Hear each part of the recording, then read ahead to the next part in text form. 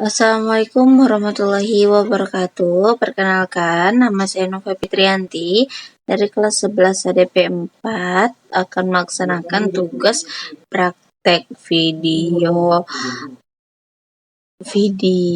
OTK keuangan, yaitu membahas dua materi. Yang pertama materinya bukti-bukti transaksi, yang kedua materinya adalah pendokumentasian bukti penggunaan anggaran. Selamat menyaksikan.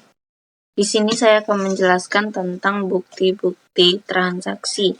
Yang pertama, bukti transaksi itu adalah dokumen yang mencatat atau merekam detail transaksi keuangan yang terjadi antara dua pihak atau lebih. Manfaatnya itu ada banyak, saya sebutkan ada 4 aja. Yang pertama itu meningkatkan kepercayaan pelanggan. Yang kedua, memenuhi kewajiban hukum. Yang ketiga, pelacakan keuangan yang efisien. Yang keempat, membantu dalam pelaporan pajak. Jenis-jenis transaksi itu ada 2. Yang pertama, internal dan eksternal. Yang internal itu adalah bukti dari transaksi yang dilakukan atau berasal dari internal di dalam perusahaan saja. Kalau eksternal itu adalah bukti dari serangkaian transaksi eksternal atau di luar perusahaan yang terjalin oleh perusahaan dengan pihak lain seperti pihak ketiga atau yang berada di luar perusahaan. Fungsinya itu, fungsi bukti transaksi itu ada banyak, saya sebutkan 3 saja. Yang pertama yaitu menjadi dokumen dasar untuk pencatatan keuangan dalam akuntansi. Yang kedua, sebagai bukti atau rujukan karena memuat data informasi keuangan. Yang ketiga yaitu dapat menghindari duplikasi atau duplikat pada pengumpulan maupun pencatatan data keuangan. Contoh-contoh bukti transaksi itu ada 11. Yang pertama nota kontan, yang kedua kas masuk, yang ketiga nota debit, yang keempat memo, yang kelima cek, yang keenam faktur, yang ketujuh bukti kas keluar, ke-8 nota kredit, yang ke-9 kwitansi, yang ke-10 rekening koran, yang ke-11 itu billet giro. Mari saya tunjukkan. Nota konten itu adalah bukti transaksi yang dikeluarkan pada penjual kepada pembeli atas pembelian tunai suatu produk. Contohnya tuh kayak gini. Nih.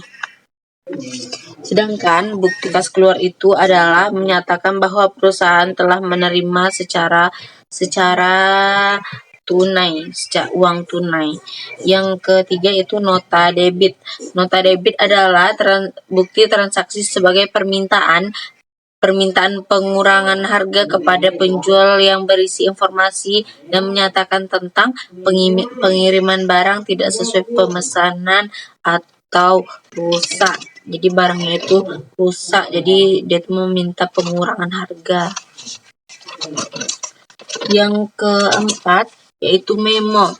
Memo itu adalah bukti pencatatan antar bagian atau manajer dengan bagian-bagian yang ada di lingkungan perusahaannya. Yang selanjutnya ada cek, adalah surat perintah yang dibuat oleh pihak yang mempunyai rekening dari bank agar bank tersebut membayar sejumlah uang kepada pihak yang disebut oleh pemilik rekening. Selanjutnya ada faktur. Faktur adalah dokumen yang digunakan sebagai pencatatan bukti pembayaran transaksi kredit. Selanjutnya ada bukti kas keluar. Bukti kas keluar itu adalah menyatakan bahwa perusahaan telah mengeluarkan uang tunai, misalnya untuk membayar gaji karyawan, utang-utang, dan lain-lainnya. Selanjutnya, nota kredit adalah bukti penerimaan pembelian barang yang telah dijual dan dikeluarkan oleh pihak penjualnya. Yang selanjutnya ada kwitansi. Tentu teman-teman sudah tahu kan apa itu kwitansi. Kwitansi itu adalah alat bukti penerimaan sejumlah uang atas pembayaran yang dilakukan secara tunai atau kontan. Selanjutnya ada rekening koran. Rekening koran itu adalah bukti transaksi mutasi kas ya di bank yang disusun oleh pihak bank untuk para nasabahnya.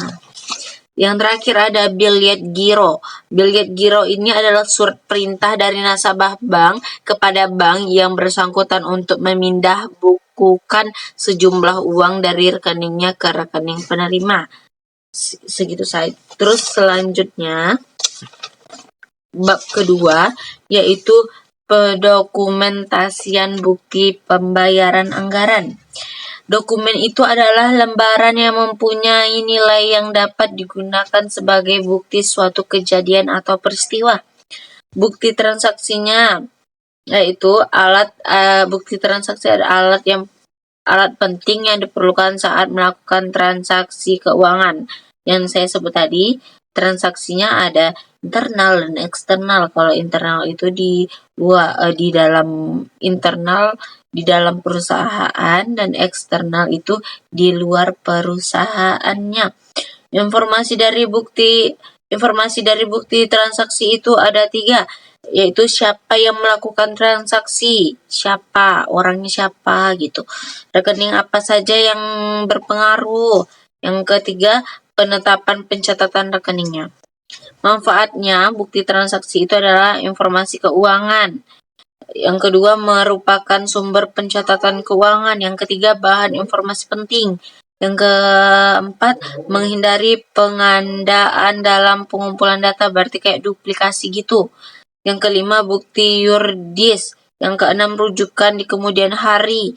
Yang ketujuh, bahan pertanggungjawaban transaksi.